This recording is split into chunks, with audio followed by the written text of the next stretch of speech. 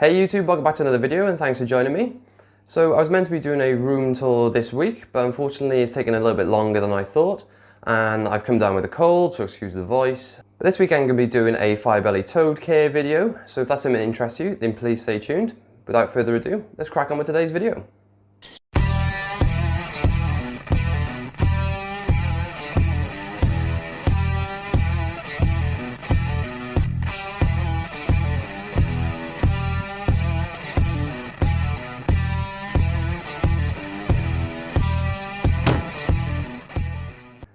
Hey YouTube, welcome back. So like I said, I'm not feeling the greatest this week, but we'll plow on and get a video out for you. Okay, so for those that have been following this channel for quite some time, you know I'm really fond of fire-bellied toads, especially the ones I have. So I thought we'd cover how I care for them and some general care information on these animals. Okay, so they're called fire-bellied toads, but they're not actually toads, they're a type of frog. I think they were named toads because they've got bumpy skin like toads do. But they're actually a species of frog, so if you hear me referring to them as frogs, that is why. So these are a frog species that are semi-aquatic, so they do enjoy a combination of land and water area. You can see a lot of people that do keep them in either sort of eco-earth substrate with a water bowl, as well as some semi-aquatic with some land. And there's some people who do sort of like bank up some gravel or some substrate and use that to get them out of the water, and they also have a water area as well. In mine, obviously, it's half and half. Now these are diurnal species, meaning that they're awake in the day, unlike a lot of frogs out there. And these are a species that really enjoy cohabiting, so it's always better to keep more than one if possible. Now you want to keep these in a minimum of a 10-gallon tank, now whether that be a terrarium or an aquarium, but probably 10 gallons for a pair is probably where you want to be. And I'd probably suggest adding maybe another 5 gallons per frog. Now this is an Exoterra 45 by 45 by 45, which works out at roughly around just over 20 gallons. So this is perfect for the frogs that we keep. Now in terms of enclosure, I really recommend having a substantial, maybe like a 50-50 water area. Like you've probably seen in my past videos, these frogs really enjoy the time in the water, probably more so than in the land, and you always find them more likely or not in their pond, swimming around. They even hide underwater. And you see a lot of mine stretched out like a starfish sort of floating on the top, which they seem to really enjoy. Now, as well as being aquatic, something I didn't know before I actually had them, they actually make use of all the space in this terrarium. At times, it's hard to believe they're not arboreal animals. If you give them room to climb and explore, they will use all the space available, so I definitely recommend making the most out of your enclosure. Now, personally, I would always recommend an Exoterra such as this, or something even bigger if you want to go with a few more frogs. Now, anything I mentioned today and the equipment that I'm using on my terrarium, I'll add in the links in the description below. So you can go ahead and check that out or get one yourself. So in my terrarium, I've done a false background with expanding foam and covered that with eco-earth using silicone. There's also a stream in here which is powered by a filter, which obviously keeps the water clean and keeps the water movement, which is obviously better for them. If you're going to have a water section, you definitely need at least some water movement, and I definitely recommend always making sure you have a filter. Now in this tank, I've got a filter that's suitable for a 60-gallon aquarium. So that is hidden under the land area, and that, as I said, powers the waterfall and obviously keeps the water clean for them. Now they do obviously go to the toilet in the water, so you do need to make sure that you're doing regular water changes. I do a weekly water change on my tank every week, and that seems to be keep on top of them and obviously keeps the tank looking nice. This is a bioactive setup, which meaning that I have isopods and springtails in there, which takes care of any of the mess on the land, and obviously helps with any cleaning. Now, they really appreciate any decorations, anything they can climb on, so I definitely recommend live plants if you can. In this terrarium, we have a few live plants and a lot of moss, which helps with humidity. But in terms of humidity, if you've got a water section, you're probably not going to need to do any additional spraying unless you have any plants that need it. Obviously, if you have a water section as well, you can add plants to that. Now, in mine, I've got some simple Java ferns and some Anubias, which are quite easy to care for plants, and they're doing well in this tank.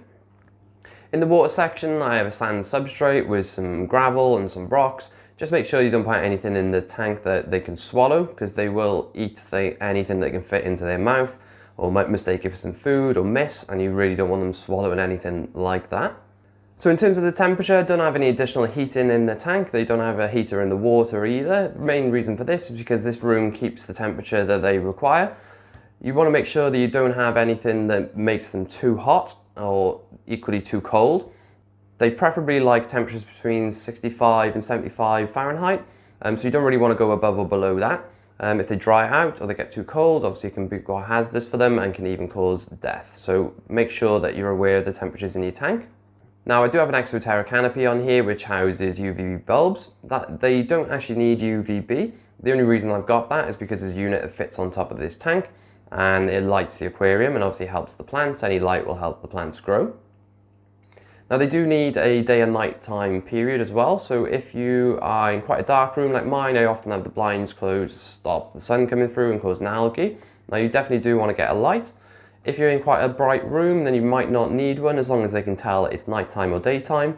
But if you put them in a basement or anything like that, then you definitely need to get a light. I set mine on a timer for 12 hours on and 12 hours off, and that gives them the day and night period that they need.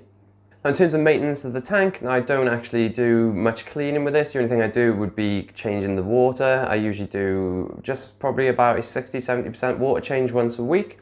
And I clean the filter out once a month, which stays on top of that. But as I said, the isopods and the springtails will take care of anything else for you. I do clean down the glass, but that is literally about it. So I definitely recommend the bioactive setup, as I always do. It probably takes care of the animals really well, and it saves you a lot of mess and hassle as well. Maybe a little bit more expensive to set up, but I'll put the links in the description of the things you would need to create a tank like this in terms of the background and the waterfall, and you can judge it for yourself. Now these are really good first reptile or / amphibian if you're looking into getting something exotic. Now a lot of people will turn their nose up at fire-bellied toads because they're quite cheap and they're quite common in the hobby. I've kept quite a lot of reptiles in the past, as you may have seen on this channel, and even before I even started YouTube. And probably out of everything, they're probably one of my favourites, even though they're probably one of the cheapest things I've bought. You can probably get them between £10 to £15 in the UK. Not sure about the US, but probably along those lines. They're very rarely captive bred just because they usually cost more to actually breed them and bring them up and get them sold. So if you can look on things like, if you're in the US, Craigslist or Gumtree and things like that in the UK, and rescue some that need new homes, I'd always recommend that rather than try and buy from some pet stores, not all pet stores, because you're probably taking a frog that's been taken from the wild, which is probably not the nicest thing in my opinion. Now they're not really an animal you want to handle very often, like a lot of frogs and amphibians. They do have very sensitive skin. Now they absorb water and air through their bodies and their skin. Now anything on your hands, so like even just your sort of greasy hands and your natural sort of sweat, and any chemicals you might have been in contact with will irritate their skin. So I don't really handle my frogs. I think the only time I really handle them is if I need to remove them from the tank. And even if I put them back in, I tend to just let them jump back in. So try and avoid handling these. It can stress them out and they're not really handling animals. But the plus side to that is they're probably one of the most entertaining animals you can sit and watch. And definitely I get a lot of pleasure out of just sitting here after a hard day at work and just watch them running around, jumping all over each other and interacting with each other.